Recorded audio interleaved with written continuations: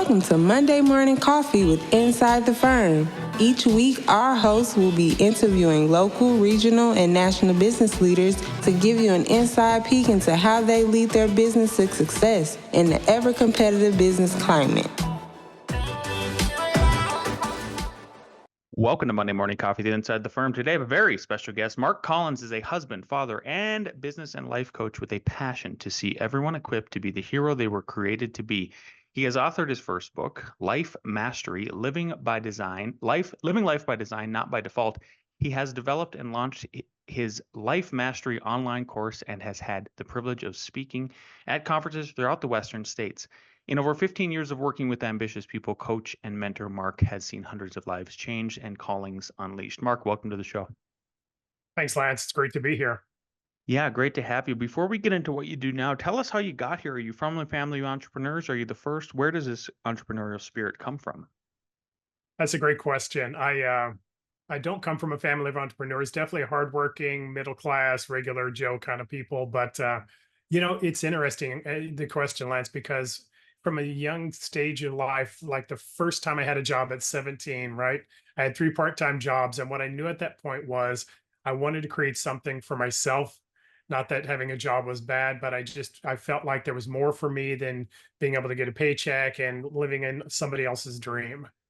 Yeah, it's interesting that you cited sort of the middle class thing. I still consider myself even a serial entrepreneur in the middle class. So I just want to make sure our audience is like, just because you're middle class doesn't mean you're not an entrepreneur for sure. I think some of the lowest people in the middle class, lower middle class, Yeah. are entrepreneurs, sure. Maybe just the news is seeping in and hearing Kamala Harris talk about her being middle class. I don't know. What personal experiences led you to focus on helping others conquer imposter syndrome? Well, for me, the book that you talk about, Life Mastery, Living Life by Design, Not by Default, first and foremost came from my own journey.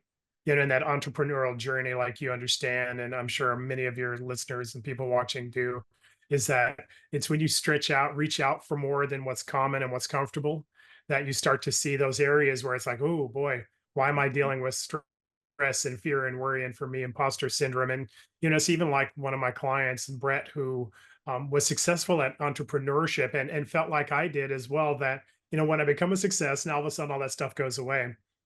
Come to find out, it just comes along for the ride. And so my authoring of the book really came from a journey and really working with a lot of clients like Brett who thought that on the other side of success or income or whatever the success metric is you have is a life that's, stress free, worry free, imposter syndrome free. But at the end of the day, those things come along unless you choose to overcome them. That caused me to write the book that we're talking about today. Beautiful. Yeah. I know my girlfriend has been talking about imposter syndrome a lot, and I understand she's really helping me understand it more than I think just the phrase. And I think a Yeah. lot of people maybe don't. Could you unpack it for us just a little bit more? And like what do you if your quickest definition of what is imposter syndrome and what are some of the feelings people experience? Because I'm not sure that our audience or the majority of people out there actually know what it is, what it feels like, and then how to tackle it. Yeah, that's a great insight, Lance, because you're right. When we sometimes like to throw around phrases and think everybody knows what we're talking about. And we like to lump them in, the big categories. And for me, the quickest definition of imposter syndrome is feeling that I'm unqualified for where I'm at. So for my friend Brett, while he was still successful at business, he felt like he was one decision away from failure. And it comes from this place of believing that, man, if people only knew, right? I'm in this business conversation. If they only knew my lack of success, my lack of qualification, my lack of understanding, they wouldn't work with me. Or it works out in relationships, it works out in jobs, it works out in every area of life where you feel like I just don't measure up. We can unpack the kind of past and why sometimes our past has a louder voice than our present, and in that place you're dealing from your experiences and not the truth of who you are. But at the end of the day, it really comes down to this. It's I believe that I want more than where I'm at, but I'm also unqualified to be able to succeed there. Yeah, yeah, that's exactly. I know people are, and yet, I think you were sort of leaning towards this point earlier, which is how do you ever grow unless you sort of step into those uncomfortable positions? It's kind of like public speaking. Yeah. People ask me all the time, like, how do I become a good public speaker? And I go, you just got to do it. Like, how do you start a podcast and become good at it or feel comfortable listening to yourself and hearing your voice? I go, about 100 episodes, and, Yeah. and then you're sort of there. Um, Tell us about unpack the book a little bit more for us about life mastery and maybe you can contrast it with some other personal development methods that are popular out there without naming names, but what makes yours different? That's a great question, Lance. Yeah, and so if you wanted to break it down into two sides of the coin, you have two sides of life. It's either life mastery or life management. And most of the people I know, myself included, before walking in this journey of all of these years and working with my clients, it's a place of life management, which means that you believe that life is happening and you're just there to respond, which is where the title comes from: Mm, living life by design, not by default. Default mm, is what most people do, like you talked about earlier. It's imposter syndrome. It's coming up with these emotions and trying to figure out how to manage them, how to deal with them, which segues really nicely into a lot of personal development. For me, I tried a lot of personal development. I tell people this.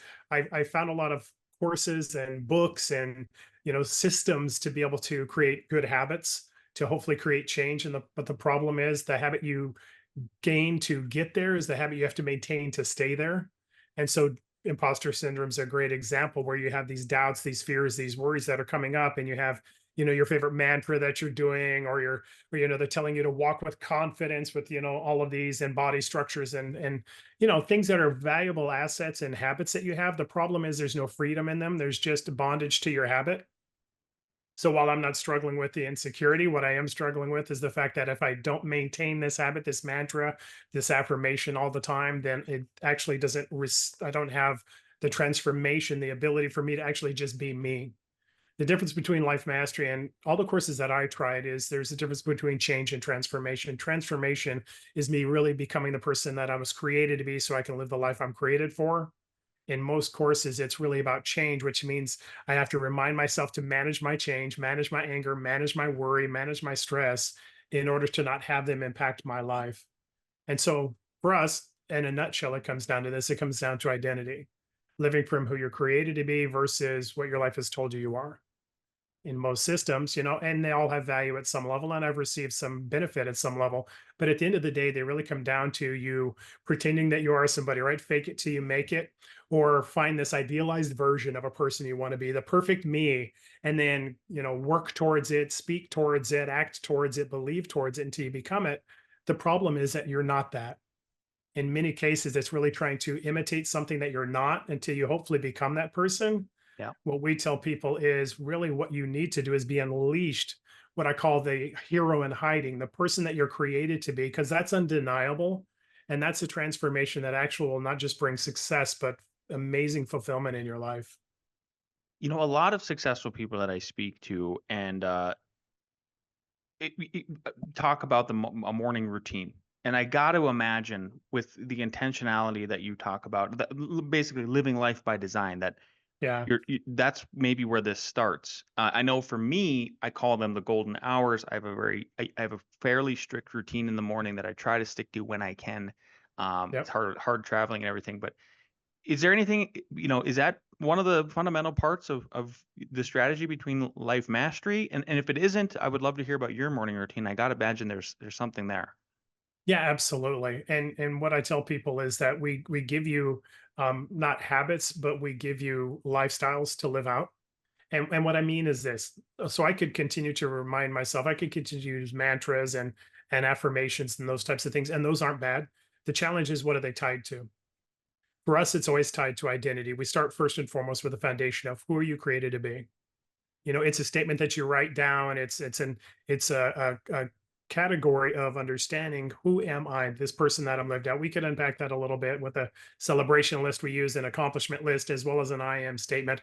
This is the person that you're created to be, and this leads to a morning routine. And what I tell people is that life has happened to this point, and the thing that we all know, or maybe don't know, is this: who you believe you are, you'll become. And so, like with your morning routine and mine, Mhm. Lance, with us, it's really starting with, okay, well, your day's going to happen no matter what: life challenge, struggle, right? Your past is going to come up, the things that you believe, the emotions that you've used, all of those kind of things. Well, you start with, again, life by design, as you alluded to: who you created to be, an affirmation to be able to understand, okay, well, what's my affirmation? Well, it starts with what are you doing with your thoughts? Our transformational strategy is mastering your thoughts, words, and actions. It all initiates with thoughts. And so you either use the thoughts that you've been given or you create new thoughts to live out. And so we start with the identity statement and we give you that as an affirmation to start to live out with the recognition that who you are, you'll become. And as I continue to change my thoughts, I'll continue to change it out. So, what's the affirmation you're using? And it's aligned with your identity and it's used within your thoughts. And we can unpack words and actions as well. But here's the difference, Lance, in what we do versus what other people do is, and there's no harm or foul in what anybody's method is, but what I tell people is this: when I start showing up as a person I'm created to be, I no longer have to remind myself of that. It's this continually increasing momentum that's built from you actually showing up as that man or woman that you're created to be in your life. So the affirmations are there to build in what, I'm sorry to be nerdy, but the neuroplastic structures in your brain. But at that point where it's not a habit, but it's a lifestyle, now all of a sudden I don't have to remind myself who I am. That guy, that woman actually shows up all day long. So it's affirmations leading towards lifestyle, leading towards life mastery. I love that. Yeah. Maybe you could tell us a story now. We could flip over to transition to, like, I would love to hear, my audience would too, a transformative story from your coaching experience, that maybe focuses in on an individual. Again, not naming names, but I'm just curious about some of the successes that you've seen Yeah. from somebody who had imposter syndrome and then they've overcome it. Yeah, absolutely. One of my folks is he was a and is I speak him in the past term, but he's still a very successful business person who's dealing with, business transactions within the 7, 8, 9 figure realm. And with him, it was really fascinating being in a relationship with him and seeing what I saw in my own life, I saw in him after we were able to get past the superficial. And it was this understanding of, imposter syndrome happens at any level of success. So anybody there who's a person who's either starting off with business or they desire to be an entrepreneur, they're working at a job, whatever you're at, success doesn't change those internal belief systems. And so for him, it was being outwardly successful so that anybody on the outside, myself included, you had all the titles, you had the role, you had the income, you had the possessions, but on the inside was this struggle that, like some people understand who are listening to this, you're waking up at 2 o'clock in the morning, 3 o'clock in the morning, there's something that you didn't do or did do. And now all of a sudden there's going to be some ramifications within your business, or you have this big deal or this thing that's coming up that you want and you're struggling but nobody knows. They see the outcomes because you're kind of withdrawn and all of those, but they don't understand the mental battle. He was one of those people who was Mm. dealing with that, hugely successful, but dealing with, high levels of imposter syndrome and fear of failure in his life. Well, walking through the strategies that we had, it became a transition in his life where his success didn't become a relief, which it is when you're dealing with imposter syndrome. There's no joy in it. It's just a relief that you didn't Mm. blow it, to this place where he actually had what I call fulfillment. And what fulfillment is you really living out the passion that you have and really being able to enjoy the fruits of that. So for him, it was going from this place of stress at all times, the momentary relief when you're successful for about a day, maybe a few hours, and then it's on to the next thing that you're having to conquer to prove that you're worthy. And it goes from that perspective to actually becoming a person that wasn't just successful, but fulfilled in this, that the stress didn't come along for the journey, that he was actually not just confident on the outside, but he was Oh. assured on the inside that he was capable of everything that he was believing he and dreaming for, right? It's living out your life. It's having those big dreams leading to big swings, leading to big wins. He went from trying to prove he was worth it, he had value in every transaction, to really living out his life at much better, bigger levels with bigger successes because of it. So it sounds like, and correct me if I'm wrong, I'm still trying to understand all of that's for the primary reason I had you on today, to talk about the imposter syndrome stuff, because Yeah. I'm just seeking to know myself. It sounds like a lot of people who have the syndrome, it's an internal struggle mostly. But there's got to be, for me, when I'm going, Yeah. look, I wasn't always an architect, like by licensure even. So I had sort of imposter syndrome from that, of just like, yep, am I an architect? Like I, Yeah. or a professor at a university, um, professional fisherman, other stuff that I do, a builder, all developer, all these things, podcaster even. And for me, it's always sort of been a lash out at people, who are my contemporaries that have reached that plateau or mountaintop, and I haven't yet. And it's sort of just having a sort of a chip on their shoulder, and that's sort of my coping mechanism Yeah. for getting over that, and then keeping the fuel to fire myself. So I push through it, and then become all of those things by title and actual license and everything else. Is Yeah. that one, is that a trait that you notice with people too? I mean, that's the only that's feel I feel like it's the only way I can relate to this. Because I just am Yeah. going, like, I'm thinking of Jen, my girlfriend. I'm going, Jen, you're an architect. Like, why do you even have this question? You're a professor. Like, why do you even have this anxiety around it? Like, stop. Right. And there's a couple of things, which is really good insight, Lance. One is, there's people I work with. Vance was another individual that, while business was, the realm that he was capable and successful in, much like our other clients, um, the outcome was at home. As I tell people, we think we can compartmentalize our life, but we're the only ones who think so. Everybody else around us gets the brunt and the reaction to whatever we're doing. So when there's stress at work or at business, it doesn't disappear when you come home. It doesn't disappear when you have relationships. It actually shows itself up in those areas. So the sidebar of the gentleman I talked about before, Vance, somebody who had amazing outcomes. The outcome wasn't in business. Business was okay from that perspective. Still had those challenges, but where the outcomes happened were at home, where he was actually able to have authentic relationship and engage in ways that were, where he wasn't guarded against the life that he was in, that he was being able to be engaged with his wife, with his children, in a way where he felt, present and available versus distant and detached, because my mind's all spinning on the things I'm doing, or I'm reacting, I'm getting in arguments, or I'm having these fights. And yeah, so what I tell people about the work we do, without being able to unpack it, all of it's in the book Life Mastery, Living Life by Design. But what I tell them is, your emotion is the only authentic thing in the conversation. And what I mean is that, if my business was going to be a disaster, if it was going to absolutely tank and we were going to be destitute and on the street, and all of those things were outcomes, the proper emotional reaction would be concern, fear, and worry, right? But the truth of the matter is, we create outcomes to validate the emotions that we have. And Mhm. so that emotion is the only authentic thing, because it really lets yourself, and we use it as a tool within our course to say, okay, you recognize the outcome, which is an emotion: anger, worry, stress, imposter syndrome. Now let's start to unpack that to figure out, what are you telling yourself, right? Mastering your thoughts, words, and actions. What story are you telling yourself? Where did that come from? And how do we unpack it with the truth, so that your natural reaction to challenge, to reaching higher, to having answers and consequences to business decisions isn't always fear, worry, anger, control, stress, over overwork, and all of the other things that you use to respond to it, but living in a place of authenticity. Because here's the truth: as with all of the things you do with your golden hour, when I show up authentically as a person I'm created to be, not with stress and worry following along, not with the imposter syndrome being a part of it, now all of a sudden solutions become easier. Challenges are so much easier to overcome. I find answers in places, I find avenues and areas where I can pivot and do things differently. I have better outcomes in my life when I show up better.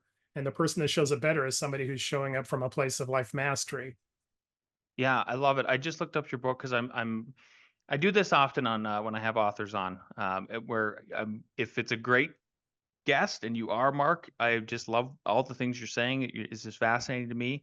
Uh, I'm gonna purchase the book here about halfway through the episode and buy it for my girlfriend because I'm convinced that she needs to read it. Not that her life is crazy or anything, but I just like hearing another perspective. And it seemed like you're tackling something that I think it would be very important for her. Um, what is Absolutely. Yeah. You also mentioned that there could be imposter syndrome with marriage and life, family life, and Yeah. I that was kind of blew my mind. I thought, no way. Like, how can people? How can that be? How so people experience this apparently, and what is how do they tackle that if they have an imposter syndrome about, like, they're like, maybe it's just new dads or new moms and they're like, oh my god, I'm actually here. Can I do this? What advice would you have for Yeah. those? I appreciate you taking my story, because that's one of those areas where I totally felt imposter syndrome. Was when my daughter was born. My wife had a C-section, so she was being taken care of. And so Mm, the only other parent in the room was me. So of course, the nurses and doctors, being good people, handed me this child, first child ever, fully dependent on you for every single thing in their life, and I knew I wasn't qualified for it. How does it happen in relationship? Well, Lance, you and I know both the same thing, which is this: if I'm not living from whom I'm created to be, right, living out of identity and my value and worth, I'm living from what my past has told me. And unless it's your first relationship, every one of us have had past relationships. And even if we haven't had past relationships, we've had them demonstrated with our friends and our family and our parents and people around us. So all of that information and understanding of what relationship looks like goes into your next one. Apart from understanding, again, apart from life mastery, it's life management, living by default. And default says, well, this one could turn out like that one, and that one didn't turn out well. And am I really somebody who's worth loving? And is this really meant for me? And, all of those things that we have in our minds. And it's this understanding, or you have a disagreement, right? She squeezes the middle of the toothpaste tube. You squeeze the end of it, right? The toilet paper rolls going the wrong direction. Small and big things in your life where you're like, wow, is this even, am I meant for a relationship? We can't even get along right now. I've been in that place. Imposter syndrome is feeling like you're not qualified, you're not capable, you're not valuable enough for what you're walking into, the thing you're doing. And that happens in relationship all the time. And that's why we unpack the life mastery, but that's why we start with identity. What I tell people that I work with, including Evelyn, who was and is an amazing person, was one of our clients and continues to use the materials that we have because she felt like she didn't have purpose and value in her life, and she was in relationship. And the thing that we understand, or at least what I tell people that or my clients, is this: you're either living from who you're created to be or what your world tells you. And in relationship, what that means is that if I don't know who I am, then my spouse, my significant other, the relationship I in has to make up the difference. And in that place, they have to be perfect. We have to be perfect for me to be okay. And so those are things that you work out. The result is imposter syndrome. But like with Evelyn, she found value and purpose and worth not in changing relationships, not in really marital advice or conflict management, but in really starting to unpack again things we're talking about in life mastery, which is understanding identity and using the tools of mastering your thoughts, words, and actions so that that woman, in her case, shows up in your life. And that way, her relationship not only has greater value, but it has greater impact because now the person she's in relationship with has permission to be who they are, not has to be perfect so that she's okay with who she is. Yeah. Yeah. Amazing. Thank you for unpacking that. I just had to ask the question. For It's sure. true. I mean, it really is true. It's interesting. I mean, I definitely felt that way. I'm trying to recall. I mean, my youngest is 15, oldest is Nice. about 20, and I'm going not too far removed from that situation where I felt a little bit of imposter syndrome for sure. It's just kind of surreal. I mean, you get put in these positions. So, Yeah, for Mark, sure. Mark, we're running up on the half hour. You've been just phenomenal. I can't wait for my significant others to read your book. I have two questions I ask every guest, and the first one is knowing what you know now, and if you could go back in time to when you first started the book or your business, what is one piece of advice you give yourself? That's a great question, Lance. The answer to that at this point, looking backwards, is um, don't worry about the detail. Get the big things right, which is investing in people and demonstrating and giving the transformation that they desire. The business aspects will work themselves out, but what matters is the value you bring to the people you have in your relationships, and as in my case, my clients. Beautiful. Mark, you have been just fantastic. If people want to follow you, get in touch with you, pick up the book, where can they do that?